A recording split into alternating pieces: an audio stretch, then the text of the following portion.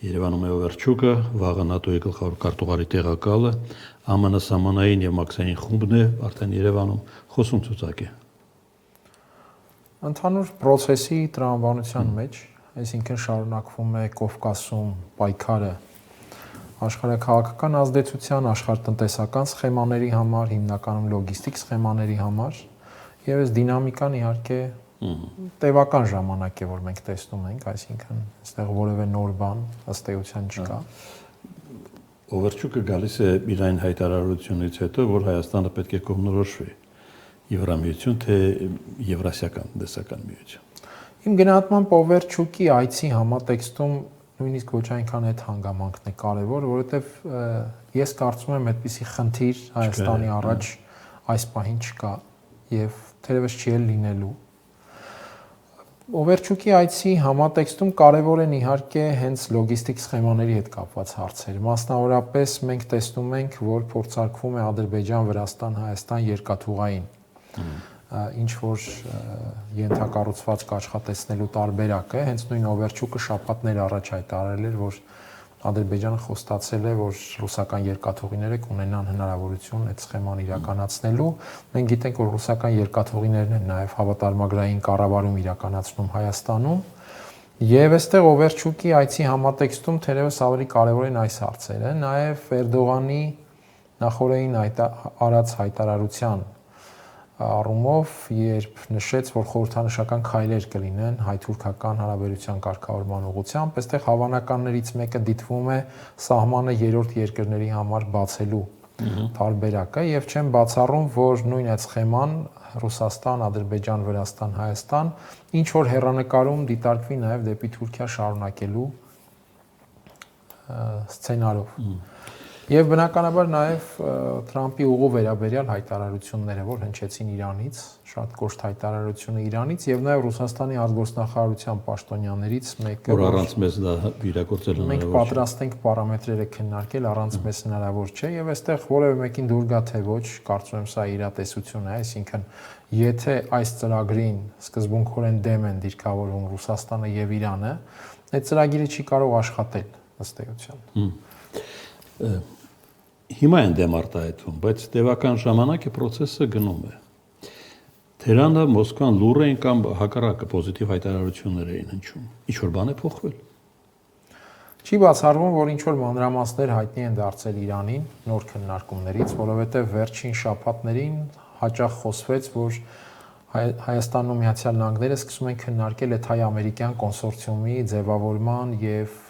այդ ճանապարհի կառավարման մոդելները, չգիտեմ, մանրամասները եւ այլն։ Դե խնդրեմ, աշխատանքային խումբ է եկել է եւ այդ աշխատանքի շրջանակում, այո, եւ այստեղ բացառված չէ, որ Իրանին կամ հայտնի է դարձել ինչ որ բան առանց Երևանի, կամ Երևանն է հենց Իրանին տեղեկացրել ինչ որ քննարկման մասին, որի մանրամասները առաջացրել են այդպիսի ռեակցիա։ Ամենայն դեպս առաջին անգամ էր, որ Իրանը այս նախագծի վերաբերյալ այդպիսի ռեակցիա է տալիս, ընդ որում այդ տվողն էլ հատկանշական ֆիգուր է, այսինքն թե ընդհանրապես իրանյան քաղաքականության մեջ առանցքային դեմքերից մեկը, եւ թե հենց անմիջապես Գերագույն հոգեվոր առաջնորդի խորհրդական։ Այս իմաստով դա բավական լուրջ մեսիջ էր եւ շատ հստակ ու կոնկրետ ասված։ Հիմա այդտեղ ինչ խնդիրներ կան, այստեղ ցուցիչ է նաեւ այն, որ Երևանը դեռևս չի արձագանքել որևէ այսպես էական բովանդակություն։ Կա Իրանում Հայաստանի դեսպանի բարձրավանն է։ Դե դեսպանի մակարդակը իհարկե այլ է եւ այստեղ քանի որ հնչել է հայտարարություն բավական նշանային մակարդակով Իրանից, միայն դեսպանի մակարդակի հայտարարությունը հարցազրույցի միջոցով, այն էլ իրանական լրատվամիջոցին հարցազրույցի միջոցով, սա չենք կարող դիտարկել համարժեք։ Եվ այստեղ բացառված չէ, որ անգամ մշակման փուլում է ինչ որ արձագանք։ Այդ թվում չեմ բացառում նույնիսկ Օվերչուկի հետ այս շփումների եւ հանդիպումների ընթացքում կարող է աշխատանք։ Մոսկվայում էլ այսօր հանդիպում են արտգործնախարարները Իրանի եւ Ռուսաստանի։ Նախորդից այնտեղ է եւ այսօր հանդիպումը տեղի ունեցավ, ստորագրվել էր 26-28 թվականներին աշխատանքի համատեղ աշխատանքի ծրագիրը, ընդհանրապես ռուս-իրանական հարաբերությունը այս տարվանից մտել է որակապես նոր փուլ։ Դա այն պայմանագրի բերումով, որ ստորագրվեց 2025-ի հունվարի 17-ին ռազմավարական գործընկերության մեծ պայմանագիրը եւ ուժի մեջ մտավ ամիսներ առաջ։ Սա որակապես նոր փուլ է ռուս-իրանական գործընկերության կամ գործակցության առումով եւ այդ համատեքստում Կովկասի ու Կասպիցի ռեգիոնները դիտարկվում են հենց այդ մեծ պայմանագրում, դիտարկվում են բավականին կարևոր ռեգիոններ։ Այսինքն, եթե մի քիչ բարձունակ ձևակերպենք, ձևավորվում է ալյանս ընդդեմ Վաշինգտոնյան մուտքի Կովկաս։ Ես չեմ կարծում, որ այստեղ այդպես ալյանսի մասին է խոսքը առավել եւս Վաշինգտոնի դեմ։ Նախ պետք է հասկանալ նույնիսկ թե Վաշինգտոն ասելով հիմա մենք ինչ ենք հասկանում, որովհետեւ կա Թրամփը իր աշխատակազմով, բայց ակնհայտ է նաեւ, որ Թրամփի այդ վարչակազմը դեռևս ինստիտուցիոնալ ամբողջությամբ չի տիրապետում Միացյալ Նահանգների ընթացքին եւ տրամաբանությանը։ Սրա մի վառ օրինակ է այն, որ մենք տեսնում ենք Թրամփը բոլոր առանցքային ուղղություններով բանակցում է ոչ թե պետքարտուղարության ինստիտուցիոնալությամբ, այլ իր հատուկ բանագնացների միջոցով։ Սա ինչի վկայություն է։ Այն, որ Թրամփը չի վստահում պետքարտուղարություն ինստիտուտին, համարելով, որ այդ ինստիտուտը ամբողջապես կառավարելի եւ ենթակա չէ իրեն։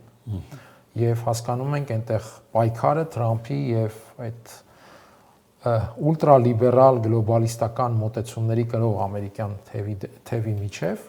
եւ այս պայքարը առաջացնում է առնվազն այդ հարցը մենք հիմա Վաշինգտոն ասելով ինչ ենք պատկերացնում եւ նույնիսկ այս Թրամփի ուղի ծրագիրը սա անկասկած երկարատև մշակման անցած ծրագիր էր, այսինքն այնպես չէ որ Թրամփը մի քանի օրում կամ շաբաթում ինչ որ գլուխ բերեց այսպիսի սխեմա։ Ես ուզում եմ հիշեցնել, որ 24 թվականին բավական ակտիվ էր process-ը եւ Միացյալ Նահանգների պատվիրակություններ շատ հաճախ գալիս էին եւ այդ արտապատվիրակման գաղափարը շրջանառության մեջ դրվեց հենց այդ ժամանակից, երբ Հայաստանը ճանապարհի կառավարումը արտապատվիրակում է ինչ որ մասնավոր կազմակերպության եւ մենք հիմա տեսնում ենք, որ հենց այդ սխեման է Թրամփի ուղի ասվածը։ Այստեղ չեմ բացառում, որ Թրամփի հարցում պարզապես խաղ է գնացել նրա այդ փառասիրության վրա, նաև ներքին կարիքների վրա ինչ որ հաջողություններ ներկայացնելու եւ այլն, եւ այս խորագրի ներքո, այսպես ասած, առաջ է մղվել առնվազն համաձայնության տեսքով, առաջ է մղվել այդ գաղափարը իրականացնելու տեսանկյունից, այսինքն փաստաթղթավորելու տեսանկյունից, բայց կա արդեն իրականացումը եւ այստեղ ամեն ինչ այդքան էլ պարզ չէ, նույն Թրամփը մենք տեսնում ենք ինտենսիվ երկխոսության մեջ է Պուտինի հետ։ Այս դաշտում ինչ են քննարկում, ինչ հարցեր են քննարկում նաև Կովկասի առումով, սա այդքան էլ միարժեք չէ իմ գնահատմամբ, ըստ այդմ ես այդպես միարժեք չեմ խոսի նաև Վաշինգտոնի դեմ ալյանսի ձևավորման առումով։ Վաշինգտոնում ուլտրագլոբալիստական այդ թևի ազդեցության, այդ լիբերալ, ծայրեղ լիբերալ թևի ազդեցության դեմ պայքար, այո, այստեղ մեծ հավանականությամբ կա, բայց այստեղ Թրամփը դարձյալ մեծ հարց է, որ կողմում է։ Չէ, ես գամ այն մտքին, որ եթե Իրանն ու Ռուսաստանը փորձեն կամ ուզենան, թրիպ ռիսկի տակ է։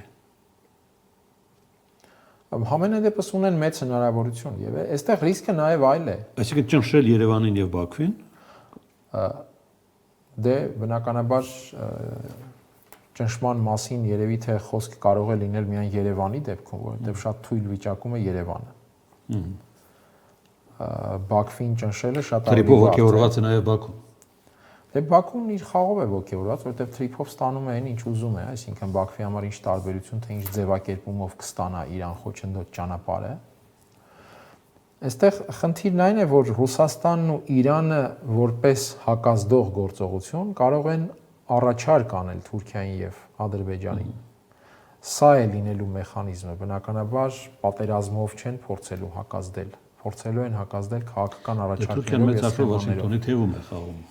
Այս էլ շատ հարաբերական է, որովհետեւ օրինակ նույն Թրիփի այդ Թրամփի ուղուց հաստատումից հետո Թուրքիայի հայտարարությունները եղել են հետեւյալ տրամաբանության մեջ, որ իրեն Զանգեզուրյան միջանցք է պետք, իսկ Զանգեզուրյան միջանցքի հարցով ամեն ինչ չէ, որ պարզ է։ Այսինքն այնպես չէ, որ Թուրքիան միարժեք գոհ է այդ Թրամփի ուղու տրամաբանությունից։ Այստեղ դժգոհության պատճառները կարող են շատ տարբեր լինել, բայց համենայն դեպս Թուրքիայի վերաբերմունքն էլ չի եղել այդպես միարժեք, որ այդտեղ լուծվեցին հարցեր մեզ համար եւ այդ հարցերը բավարարում են մեզ լիովին։ Եթե մոտավոր փորձենք հասկանալ, այս թնջուկը ինչ ժամանակ է խլելու կողմերից։ Շատ անորոշ է, դժվար այդպես ժամանակային առումով սահմանել։ Եթե ժամանակային ինչ-որ չափումներ անենք, այստեղ միակ ամենայն դեպս շոշափելի կամ թվային հայտարարությունը այս խաղացողների շրջանում հնչել է Պուտինի շուրթերից, Մի տարբերակում նա խոսում էր, որ առաջիկա տասնամյակը լինելու է համաշխարհային պատմության ամենաանկանխատեսելի տասնամյակը եւ վճռորոշ ճակատագրական տասնամյակը։ Մեկ այլ տարբերակով, եթե չեմ սխալվում, նախորդ տարի էր, նա խոսեց 20 տարիների մասին։ Հիմա ժամանակային ինտերվալ այդ խոշոր խաղացողներից մատնանշել է միայն նա։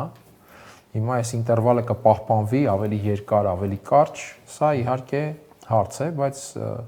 ժամանակ կանխատեսել շատ բարդ է, ինչպիսին կլինի փոխհարաբերությունները։ Ըստ իս կա գլխավոր այսպես եռյակի շրջանակը,